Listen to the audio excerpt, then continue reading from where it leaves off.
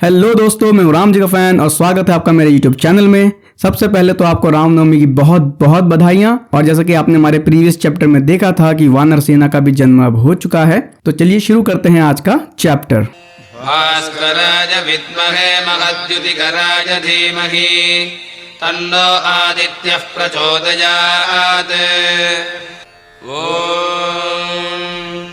पुत्रेष्टि यज्ञ संपूर्ण हो चुका था। सभी राजा, सभी लोग अपने अपने राज्य की ओर चले गए। यहाँ तक कि ऋषि रंग और उनकी पत्नी शांता देवी भी अपने राज्य की ओर लौटे और राजा दशरथ ने उन्हें कुछ दूरी तक खुद छोड़ा। फिर महाराज दशरथ भी अपनी रानियों और अयोध्या वासियों के साथ अयोध्या लौटकर अपने पुत्रों के पैदा होने का वेट करने लगे। वेट करते करते दोस्तों बीत चुके थे 6 ऋतुएं, मतलब 12 महीने। और तब चैत्र मास के 9वीं तिथि को बिल्कुल आज ही की तरह, दोस्तों मुझको वाल्मीकि रामायण इसीलिए इतनी पसंद है कि इसमें सभी बड़े बड़े इवेंट को डेट किया गया है और कोई ऐसा वैसा नहीं बल्कि यूनिवर्स के स्केल पर। कैसे, चलो आगे जानते हैं। बाल कांड के सर्ग 18 के श्लोक नंबर 9 के अकॉर्डिंग उस समय पुनर्वसु नक्षत्र में सूरज मेष राशि में, मंगल ग्रह मकर राशि में, शनि ग्रह तुला राशि में, बृहस्पति मतलब जुपिटर ग्रह कर्क राशि में और शुक्र ग्रह मीन राशि में। और जब चंद्रमा बृहस्पति ग्रह के साथ आए तब कर्क लगने के उदय होते ही माता कौशल्या के गर्भ से जन्म हुआ श्री राम जी का।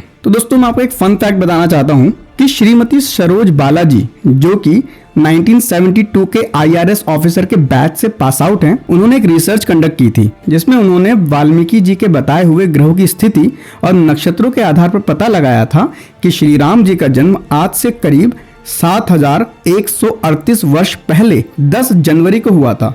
मतलब अगर इसको आज के कैलेंडर के हिसाब से हम देखें तो हम कह सकते हैं कि श्री राम जी की डेट ऑफ बर्थ 10 जनवरी 5114 BC है। इन सभी रिसर्च के लिए उन्होंने अपने अपने क्षेत्र के बड़े बड़े दिग्गज लोगों का साथ लिया और साथ ही उन्होंने कई सॉफ्टवेयर जैसे कि नासा का software planetarium, satellite based remote sensing, under water exploration, radio carbon dating और भी कई तरीके से रामायण की घटनाओं पर डिटेल रिसर्च की है। तो चलिए अब कहानी में आगे बढ़ते हैं। पुष्य नक्षत्र और मीन लग्न में माता कैकेयी के गर्भ से जन्म हुआ भरत जी का और श्लेषा नक्षत्र और कर्क लग्न में माता सुमित्रा के गर्भ से जन्म हुआ लक्ष्मण और शत्रुघ्न जी का। महाराज के चारों पुत्र अलग अलग गुण वाले थे, क्योंकि सभी रानियों ने खीर को जिस अनुपात में खाया था उसी के अकॉर्डिंग सभी बच्चों में गुण भी थे। क्योंकि श्री राम भगवान विष्णु के आधे भाग थे और भरत विष्णु जी के चतुर्थांश थे और लक्ष्मण और शत्रुघ्न विष्णु जी के अष्टमांश थे, इसीलिए श्री राम सबसे प्रभावी और सबसे श्रेष्ठ थे। और जैसे ही ये खबर अयोध्या वासियों को पहुंची कि राजा दशरथ जी के घर 4 देवता समान पुत्र हुए हैं, पूरे अयोध्या नगर में त्योहार मनने लगे। लोग नाचते गाते और खुशी मनाते। इसी खुशी में महाराज ने अपने सभी प्रजा, यहाँ तक कि जेल में कैदियों तक को बहुत सारे गिफ्ट्स बांटे। और फिर जन्म के 12वें दिन चारों बच्चों का नामकरण संस्कार हुआ और उनका नामकरण संस्कार उनके कुल गुरु वशिष्ठ जी ने किया। तो उन सभी बच्चों के नाम कुछ इस प्रकार हैं। सबसे बड़े श्री रामचंद्र, लक्ष्मण, भरत और शत्रुघ्न। नाम तो सुना ही होगा। चारों बच्चों के जात कर्म, अन्नप्राशन संस्कार महाराज ने समय के अकॉर्डिंग करवाए थे। महाराज सभी बच्चों को बहुत प्यार करते थे और खास तौर पर श्री राम जी को। चारों बालकों की स्टडी गुरु वशिष्ठ जी के अंडर हुई थी। सभी वेद पाठन और शस्त्र चलाने में निपुण थे। जैसे कि उस समय के सभी बच्चे उस उम्र में खेलते थे, वैसे ही श्री राम और उनके भाइयों को हाथी के कंधे पर बैठना, घोड़ों की सवारी करना, रथ पर बैठना तथा अपने घोड़े को स्वयं हाँकना पसंद था। साथ ही वह धनुष चलाने में भी आगे थे। चारों भाइयों की बॉन्डिंग एक नंबर थी। लक्ष्मण जी श्री राम जी को बहुत ज्यादा प्यार करते थे और वैसे ही सभी भाई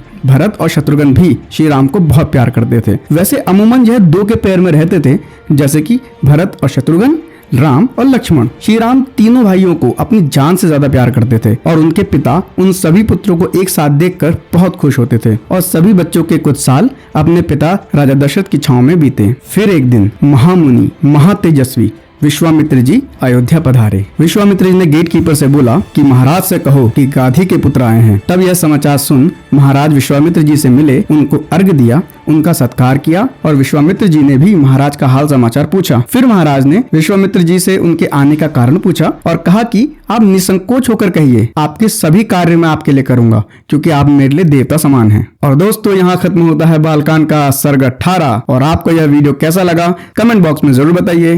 और अगर अच्छा लगा हो तो चैनल को सब्सक्राइब करें, वीडियो को लाइक करें और शेयर करें। मिलते हैं अगले चैप्टर में, तब तक के लिए जय श्री राम।